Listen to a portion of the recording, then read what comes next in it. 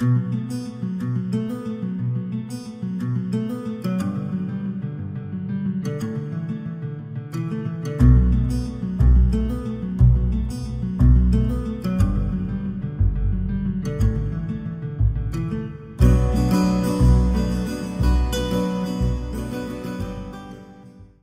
everybody, and welcome to Chapter 30 of Book 2 of the Royal Rangers series, The Red Fox Clan. Let's go ahead and get into it. For the next 2 nights, Maddie kept watch in the abbey, but with no result. There was no sign of the Red Fox Clan, no sign of any movement in the forest around the old abbey, no sign of anything. She wondered briefly if she should tell Cassandra of her suspicions, but decided against it. Not yet, anyway. She wasn't completely sure why she didn't want to tell Cassandra. Possibly, she realized, her mother would quiz her about how she was leaving the castle at night without being seen or challenged by the sentries, and that would lead to her revealing the existence of the tunnel under the moat, which her mother would want to examine and, being a mother, would probably put off limits. Besides, once Cassandra knew about the tunnel and explored it, it was inevitable that others would learn of its existence, and Maddie wasn't ready for that to happen yet. Additionally, she had in mind an incident that had taken place 18 months previously. She had been convinced that she had stumbled upon a robber's lair in the forest close to Redmont. But when she had sounded the alarm and led a patrol of the castle guard to the spot, the robbers had turned out to be innocent tinkers. She didn't want to risk the same embarrassment this time. She was determined to make sure of her facts before she involved other people. It would be better to have something definite to report. On the 4th night, Maddie waited in her room until the castle had settled for the night. It took a little longer than usual. For a start, Cassandra had wanted to talk when they were having their usual after-dinner coffee together. Then, for some reason, there was a lot of movement in the castle, with a lot of people on the stairs and in the public rooms. Once things had calmed down, she crept quietly into the cellar and made her way through the tunnel again. "You're late." Bumper's tone was mildly accusatory as she made her way into the little clearing where he waited for her. "I dozed off," she explained. "It's fine for you. You can sleep all day if you want to."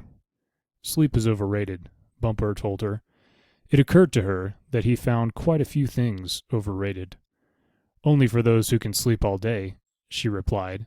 She saddled him quickly and mounted, moving off through the trees at a brisk trot to make up lost time. They were familiar with the track now, and could move more freely. They reached the abbey, and she dismounted, leaving Bumper in the trees. There was no need to instruct him to wait now. He knew the routine. Take care. He sensed that she was becoming accustomed to having nothing happen at the abbey. That could lead to inattention. "I will," she replied, and ghosted through the trees to the edge of the clearing where the old stone church stood. As before, she stopped and listened before gliding silently across to the entrance. The previous night, she had placed a leaf in the door jamb as she closed it. It was still in place, telling her that nobody had entered the abbey in her absence. She opened the door and slipped inside.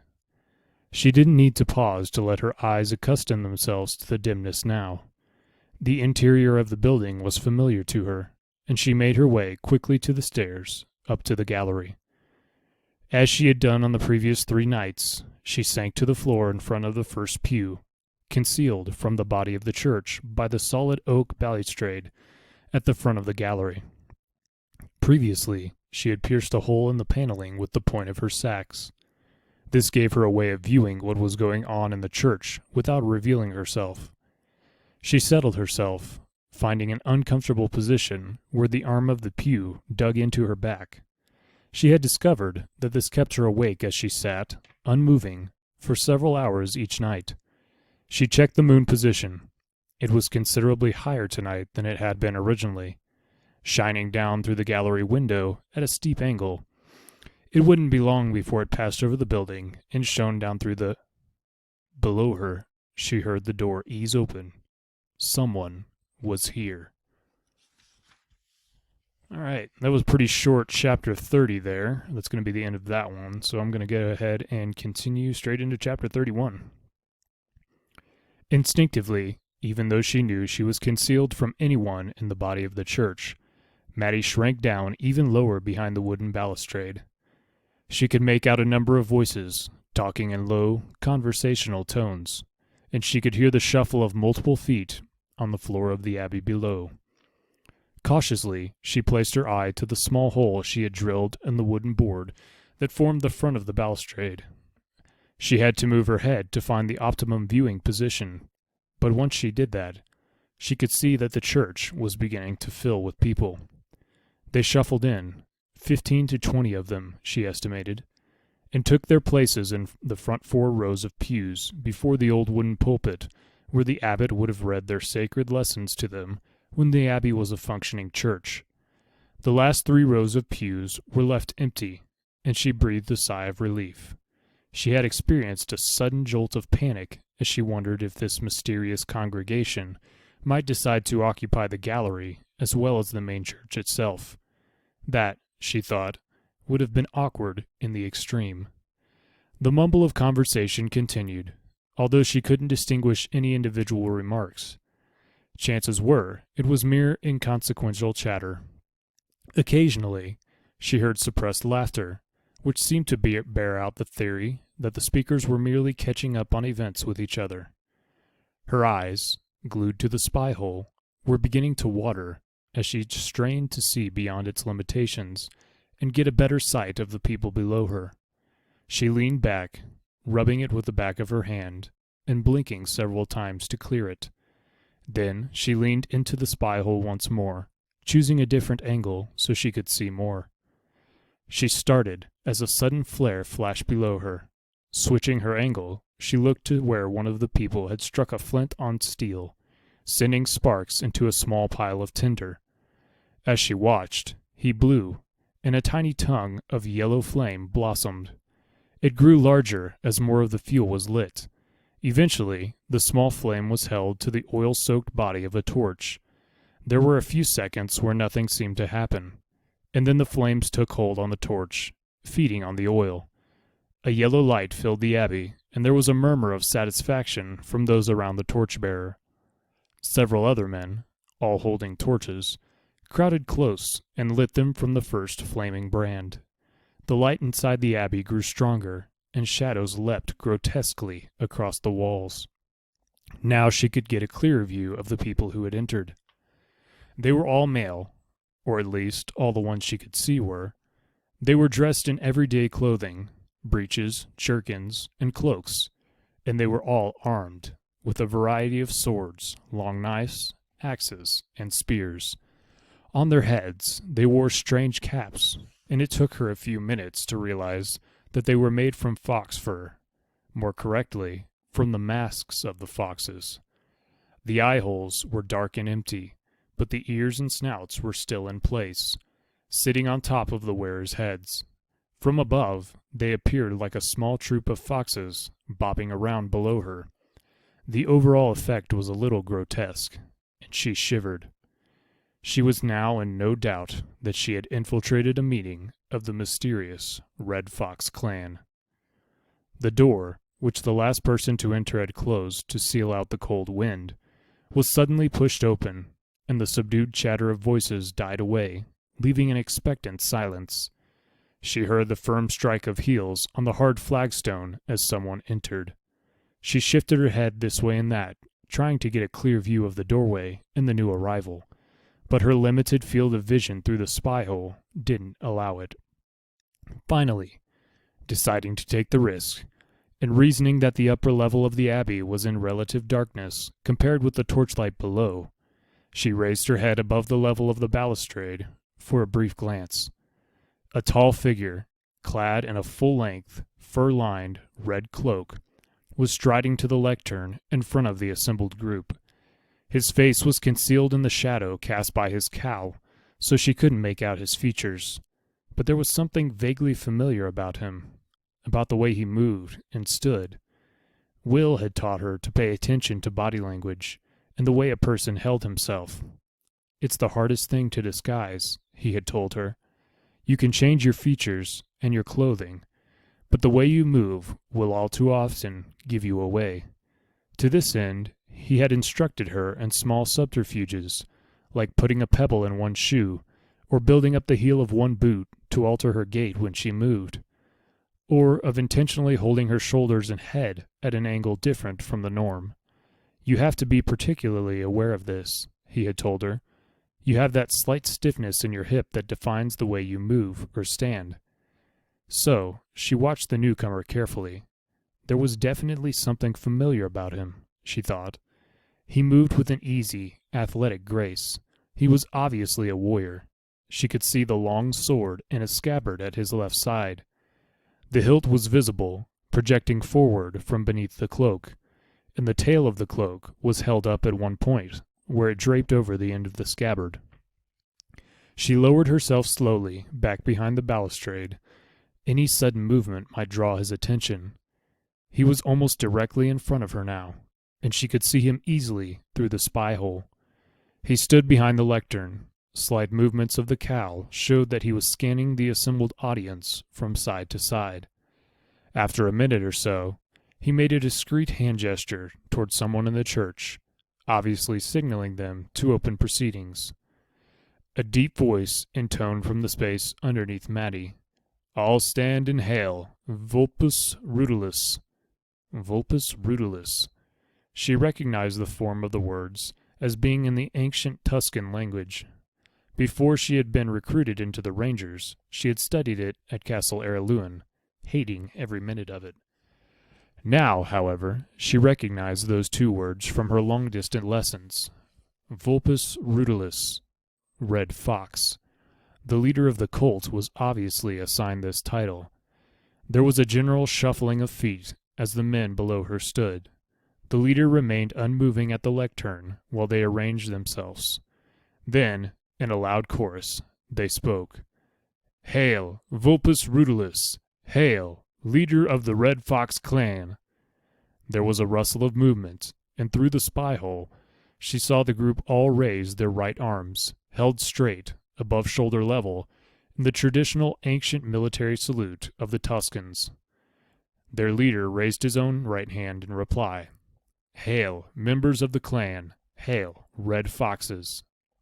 His voice was muffled by the cowl, but her heart froze as she recognized it. Then, after a few seconds, he swept back the heavy cowl so she could see his face in the torchlight, and she knew for sure who he was. Vulpus Rudolus, leader of the Red Fox clan, was none other than Damon, her mother's trusted commander of the guard.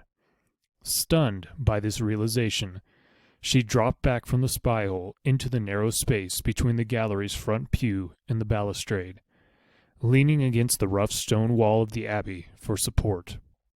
Vaguely, she heard the sound of shuffling bodies as the foxes took their seats once more, waiting for their leader to address them. How could Damon, of all people, be a traitor? He was a trusted officer in the castle guard. He was even said to be a distant relative. Maddie had a deeply ingrained sense of loyalty and honor, and it simply made no sense to her for such a person to be a turncoat, to abrogate his position and his responsibilities so badly. Then, as he spoke further, she began to understand. "For some weeks now, you've been gathering here with your men, traveling from all corners of the kingdom," Damon said. "Now, the time for action has come. Tomorrow, we will launch our attack on Castle Ereluen." There was a murmur of surprise from the assembly. They obviously hadn't been expecting this. She put her eye back to the tiny hole drilled through the balustrade, and saw him holding up his hands for silence. Gradually, the voices died away. I know. This is sooner than we had planned. But conditions for the attack are favorable, and I believe we are ready." He looked around the faces before him, making sure that everyone was paying attention, then continued. "The plan to lure Sir Horace and the Ranger Commandant away from the castle has been more successful than we had expected," he said. Maddie felt her heart skip a beat. The plan to lure them away? So it had been a ruse to remove Cassandra's two most experienced and renowned warriors and half the garrison and prevent them from playing a hand in the defense of the castle against the Red Fox clan. They are currently trapped in an old hill fort on the northern banks of the Wesel River. Our Sunderland allies have them surrounded. They are effectively out of action. Lord Vulpes, how long can the Sunderland mercenaries hold them? A voice asked. The tone was respectful, and Damon nodded at the speaker, acknowledging it as a fair question.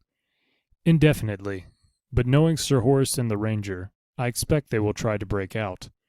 If they do, they will almost certainly be overwhelmed and killed by our superior numbers. But it would be a bad idea to underestimate those two. On the slim chance that they might survive, I want to have occupied Castle Erluin. We all know what an impregnable stronghold that is. They can destroy themselves against the walls of Erluin while we sit safely inside. He paused, his voice traveling around the room. Of course, he continued, we won't have to assault the castle. You will all be disguised as members of the garrison. I have uniforms outside for you and your men.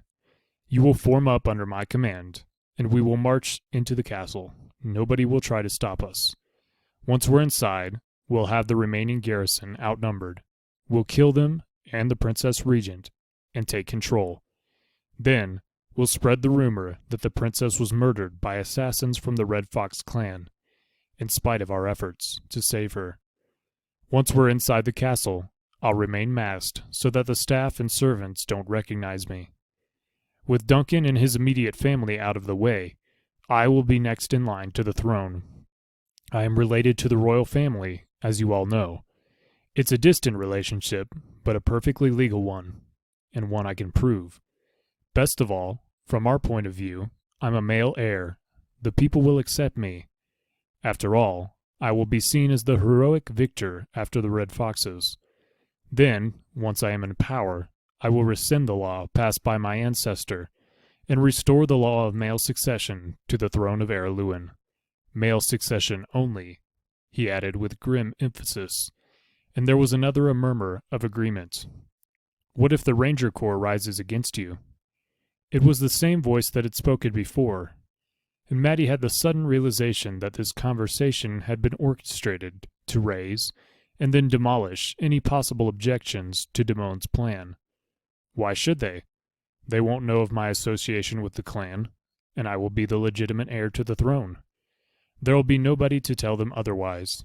We'll simply claim that a loyal group remained trapped with me in a section of the castle, and we eventually broke out and defeated the Red Fox members. Unfortunately, too late to save Cassandra. There's always the young princess.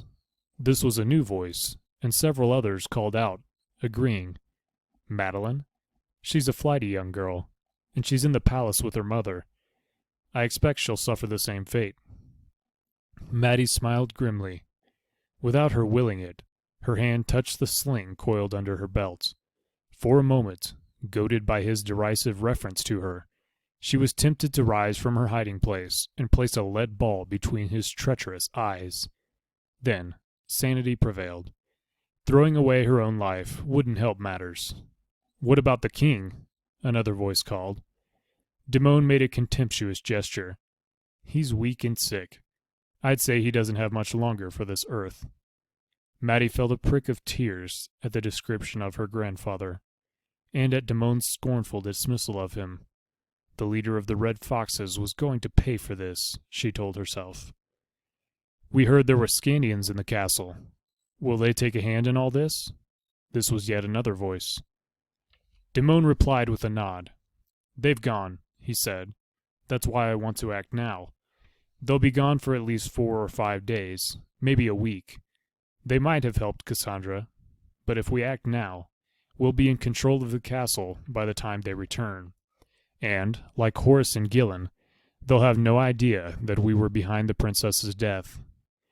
Maddie found herself nodding slowly. This explained Damon's antipathy toward the crew of the Heron. He had seen them as a possible obstacle to his revolt. A dozen tough, battle-hardened Scandians, under the command of a resourceful leader, might well throw off his carefully planned coup. Are there any more questions? Damon was asking. He looked around the room, searching the faces before him. There was no reply. In that case, we'll adjourn this meeting. We'll assemble tomorrow at noon in the forest below Castle Araluen. Collect your uniforms outside. We'll simply march up the hill, across the drawbridge, and into the castle. Kill anyone who shows any resistance. There was a stir of movement from below, and Maddie rose carefully, intent on getting one more look at the conspirators before the meeting broke up. It might be handy to be able to recognize some faces the next day, she thought. Damon, of course, she would know, but she might need to be able to identify the other ringleaders. As she cautiously drew herself up to peer over the balustrade, she supported herself with one hand on top of the wooden rail. But the old timber was rotten and worm-ridden. As she put her weight on it, a piece broke away beneath her hand with a splintering crack. 24 pairs of eyes turned toward the sound, and she dropped back out of sight. In the sudden panic of the moment, she forgot her training, forgot the need to move slow, and the sudden movement betrayed her presence. Below her, she heard Damon shouting, "The gallery! There's someone up there! Get him!" All right, that's going to bring us to the end of Chapter 31. Thank you all for joining me, and I'll see you next time in Chapter 32. God bless, and have a good one.